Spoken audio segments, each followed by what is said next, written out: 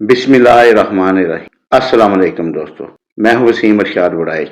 जैसा कि पिछली वीडियो में मैंने आपको बताया कि बायोफ्लाक क्या है, ये इसकी दूसरी किस्त है या दूसरा पार्ट समझ लें। इसमें मैं आपको ये बताऊंगा कि फ्लाक बनता किस चीज से। दोस्तों, फ्लाक बनाने के लिए हमें सिर्फ प्रोबैटक की जरूरत नहीं होती, ये पहले भी बता चुका हूं मैं। इसके लिए 7-8 चीजें हैं जो बहुत जरूरी हैं, एक एक करके आपको बताता हूं।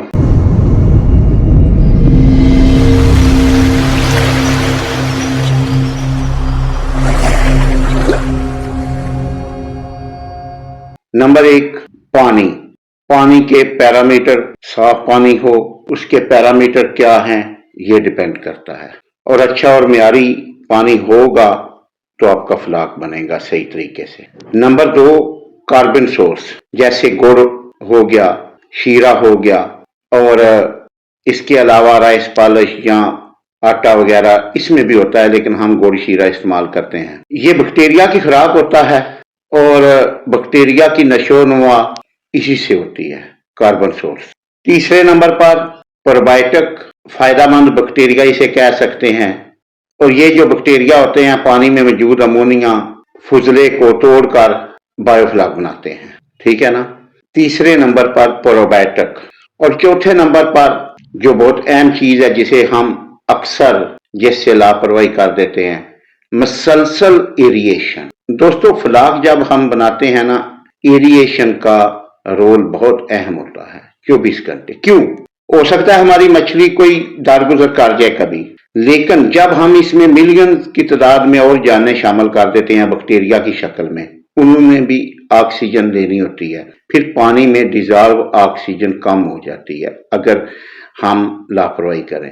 इसलिए मुसलसल एरिएशन इसका अहम चीज है। नंबर 5, एक तो मछली का फजला हो गया, बची हुई फीड। जो फीड अंदर जाकर बच जाती है, जाया हो जाती है, उसको ये इस्तेमाल करता है बैक्टीरिया और फिर वो हमारे फ्लाक की शक्ल अख्तियार कर जाता है। नंबर 6, कार्बन और नाइट्रोजन का तवाजन यानी CN रेशो।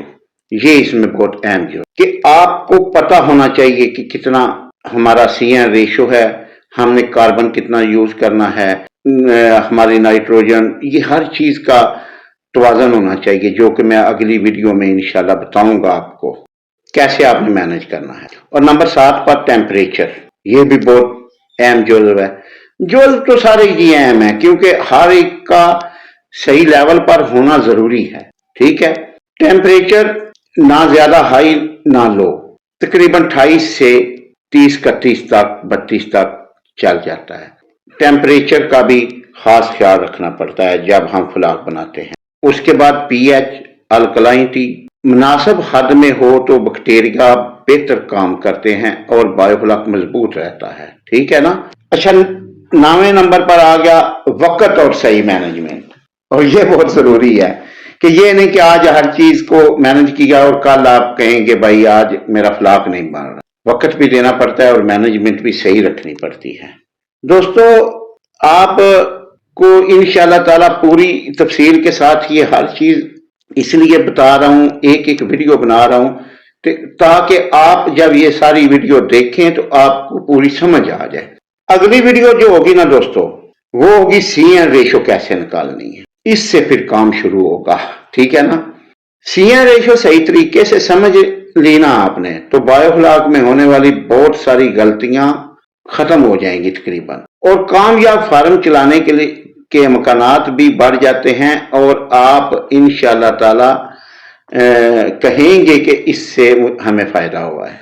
तो ठीक है दोस्तों, इंशाल्लाह ताला अगली वीडियो का इंतजार कीजिए। अगली वीडियो फिर CN रेशो पर होगी। दुआओं में याद रखना। ओके जी, खुदा हाफिज। मेरा पेज, फेसबुक का पेज है, उसका लिंक दूंगा डिस्क्रिप्शन में, वो भी फॉलो कर लीजिएगा। और मेरा दूसरा चैनल, उस पर नूरपुर थल के हवाले से जमीनों की तफसीलात, क्योंकि मैंने बहुत टाइम दिया है नूरपुर थल को, बहुत घूमा हूं, ठीक है ना। तो अभी और भी इरादा है इंशाल्लाह, तो उसकी वीडियो लगाया करूंगा, सही तरीके से सही जो कुछ हो रहा है बताया करूंगा। ओके, खुदा हाफिज।